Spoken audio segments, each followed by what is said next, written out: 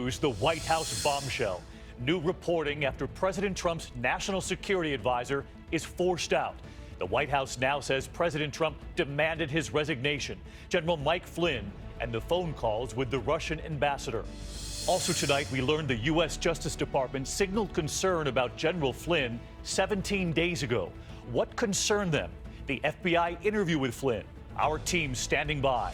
The tornadoes touching down outside Houston, severe storms, damaging winds. On high alert tonight at America's tallest dam.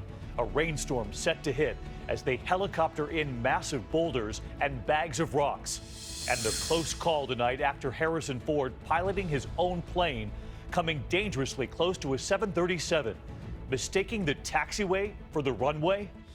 This is ABC World News Tonight with David Muir.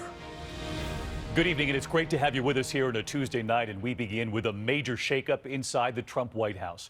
National Security Advisor Michael Flynn forced to resign after what the administration is calling an erosion of trust. At issue, Flynn's call with the Russian ambassador on the same day President Obama was imposing new sanctions on Russia because of Russia's meddling in the U.S. election. At first, Flynn denied he talked about sanctions, and Vice President Mike Pence went on national TV to back him up. But tonight we've learned intelligence agents listened to those calls and heard differently, and that the U.S. Justice Department alerted the White House to this 17 days ago. We begin with ABC's chief White House correspondent, Jonathan Karl. A surprising revelation today from the White House.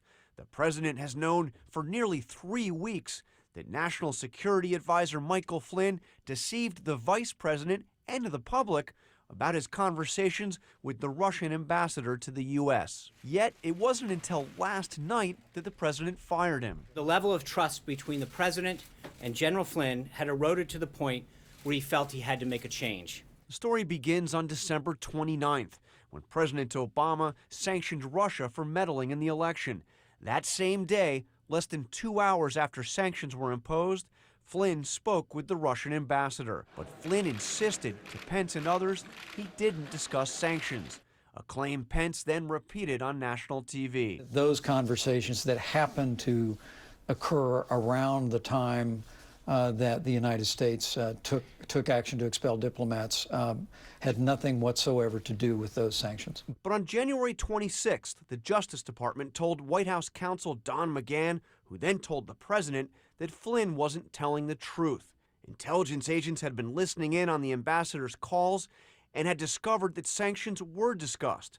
Justice officials believed Russia could blackmail Flynn by threatening to expose his lie. Why would the president, if he was notified 17 days ago that Flynn had misled the vice president, other officials here, and that he was a potential threat to blackmail by the Russians, why would he be kept on for almost 3 weeks? Well, that assumes a lot of things that are not true. The president was informed of this. He asked the White House counsel to review the situation. The first part of it was clearly to understand the legal aspect of this. And that was simply concluded there was no legal aspect. And then what happened is the president evaluated the trust aspect of it. Flynn was not fired right away. In fact, 2 days after learning of his deception, the president had Flynn by his side for a phone call with Russian President Vladimir Putin. It wasn't until Friday, after the Washington Post broke the story that Flynn had discussed sanctions, that Flynn changed his story and apologized to the vice president for misleading him. On Air Force One that night, the president was pressed by reporters. What do you make of reports that General Flynn had conversations with the Russians about sanctions before you were sworn in? I don't know about it. I haven't seen it. What report is that? As the story escalated, little comment from the White House until this late yesterday. Yes, General Flynn does enjoy the full confidence of the president. And 6 hours later, Flynn was out. This morning, Conway said Flynn resigned. This afternoon, Press Secretary Sean Spicer said he was fired. The evolving and eroding level of trust as a result of this situation and a series of other questionable instances is what led the president to ask for General Flynn's resignation. Flynn, a retired three-star general, was one of candidate Donald Trump's most influential and fervent advisors, firing up the Republican convention with his blistering attacks on Hillary Clinton.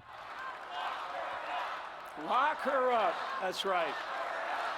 That's right. Lock her up. He's been criticized for his close ties to Russia. This 2015 picture showing him sitting alongside Putin. Still, President Trump has explicitly denied that anybody on his team was in touch with the Russians during the campaign. Can you still say definitively that nobody on the Trump campaign, not even General Flynn, had any contact with the Russians before the election? My understanding is that what General Flynn has now expressed is that during the transition period, well, we were very clear that during the transition period, he did speak with the ambassador. I'm talking about during the campaign. I don't have any, there's nothing that would conclude me that anything different has changed with respect to that time. For months, the president has raised eyebrows with his effusive praise of Vladimir Putin. Putin's a killer. A lot of killers. We got a lot of killers. Why, you think our country's so innocent? But today, the press secretary said this. The irony of this entire situation is that the president has been incredibly tough on Russia. And John Carl with us live from the White House tonight. And John, the president, you just reported there, knew for 17 days that sanctions did come up in that conversation between Michael Flynn and the Russian ambassador. We saw Vice President Pence defend Flynn on national TV, but when did the vice president find out? David, tonight we have learned that nobody at the White House, not the White House counsel, not the president, told Vice President Pence about that until the story broke late last week in the Washington Post and he read it in the newspaper. Read it himself in the paper. John Carl leading us off. John, thank you. And as John just reported here, it was the U.S. Justice Department that alerted the White House about their concern involving General Flynn. Intelligence authorities going back and listening to those phone calls after something suspicious prompted them to do so. President Obama and those new sanctions kicking some Russian diplomats out of the U.S. And then from Russia, mysteriously, no retaliation. ABC senior justice correspondent Pierre Thomas on the trail tonight. Flynn's spectacular fall started with a hunch by the intelligence community. It began when President Obama issued those tough December sanctions, kicking Russian officials out of the U.S. for hacking the Democrats. Our goal continues to be to send a clear message to Russia. But stunningly, Putin didn't retaliate, even inviting American children to a Kremlin party. Donald Trump, tweeting at the time, "I always knew he was very smart."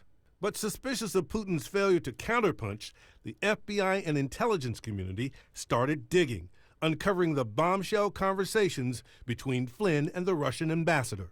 Acting Attorney General Sally Yates and others wanted to notify the White House, but FBI Chief James Comey was concerned that the investigation was at too sensitive a stage and could be compromised. But as Trump's surrogates repeatedly backed Flynn's version of events, Yates decided she had to act, warning White House officials that they had been misled. She worried Flynn was at risk of Russian blackmail. Today, Sean Spicer insisted that then President-elect Trump never told Flynn to discuss the sanctions. Did the president instruct him to talk about sanctions? No, absolutely not. No. Spicer also seemed to blame Yates for the delay in notifying the White House. Why did it take so long? I think the first question should be, where was the Department of Justice in this? They were aware of this. Late today, we also learned that the FBI interviewed Flynn the week after the inauguration. Sources declined to comment on what Flynn said, but if he wasn't completely honest, he could be accused of lying to the FBI, a felony.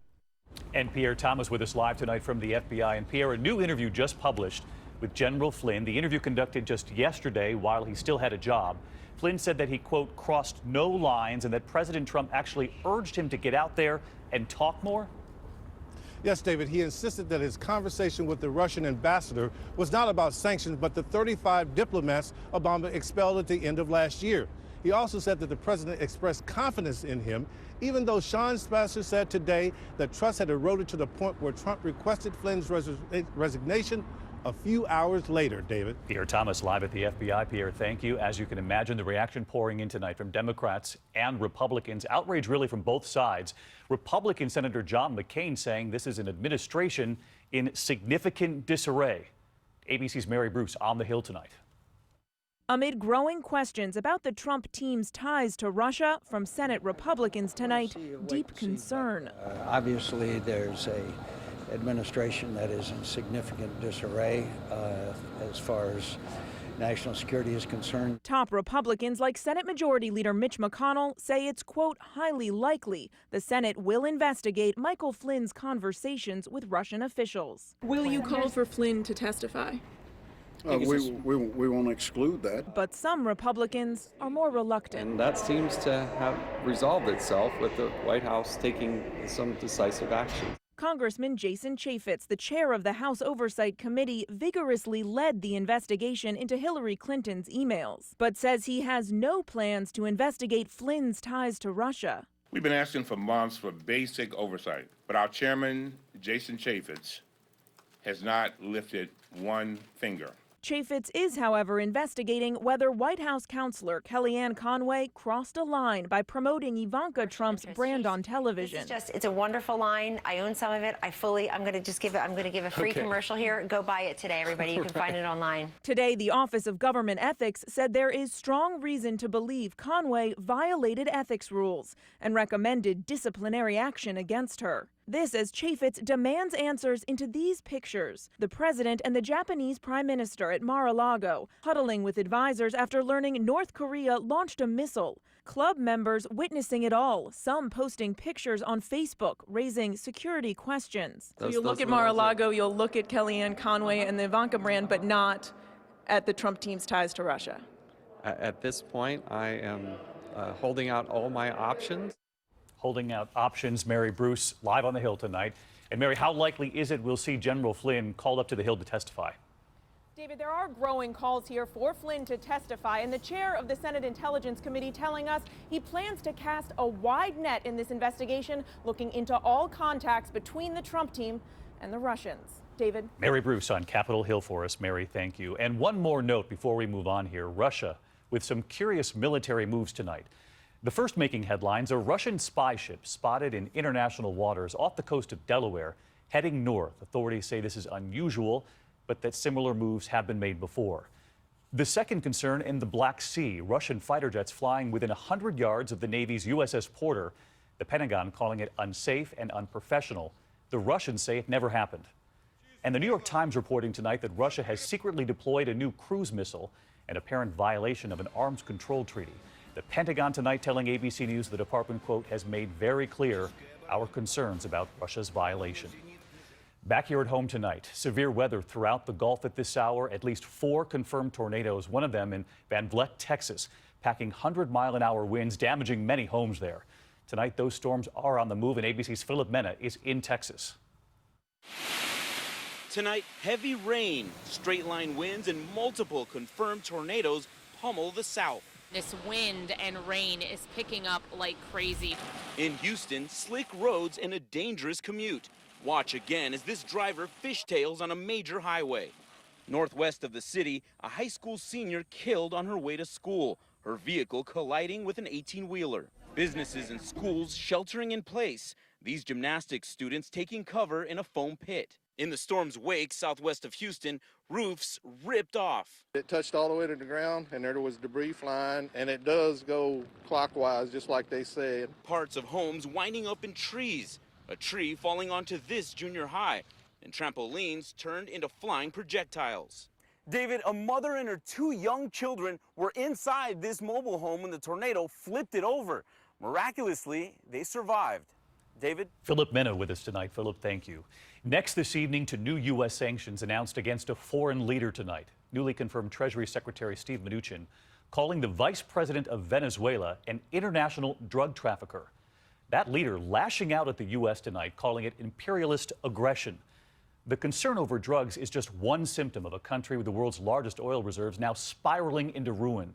And you're about to witness families struggling for food and medicine, some eating meals just every other day. ABC's Matt Gutman from Venezuela. We met up with second-grade teacher Vanessa, and she invited us into her class. She tells us that some of her students have fainted from hunger. No comen, no se concentran en las actividades, ya sea por hambre, fatiga. Just milk. These kids aren't asking for candy or fast food. Leche. Y dime, ¿cuánto hace que no tomas leche? When the food began to vanish, so did Vanessa's students. The upturned chairs on the desks, an unofficial roll call. Anoche yo me acosté prácticamente sin cenar. Y él sí cenó, pero yo no. More than a third of the country's teachers miss school every day so they can stand in lines like these, hoping to buy the staples they need for their own children. Vanessa and Adolfo have to alternate eating dinner on different nights to make sure their son gets to eat every day. Just a morsel of cheese brings a smile to their young son's face. Le puedo comprar, que el dinero no me alcanza ni para comprarle al niño. Nada. The future is uncertain here, but Vanessa and her family are still holding out hope for change. Necesitamos que de verdad nos ayuden. Es importante. Our thanks to Matt and the team in Venezuela. Matt will have much more of his reporting witnessing horrifying conditions in that country on a special edition of Nightline, 12:35 Eastern tonight. Set your DVR. There is still much more ahead on World News Tonight this Tuesday. We have breaking news in California, the site of America's tallest dam. Crews rushing to finish that damaged spillway before a new